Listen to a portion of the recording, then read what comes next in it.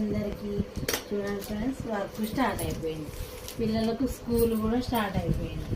చూడండి, మా పిల్లలకైతే అన్నీ ఇటు బుక్స్ ఇచ్చారు. మొత్తం వాటికి పుట్టలు వేస్తున్నాను. చూడండి, అన్నీ ఇచ్చారు.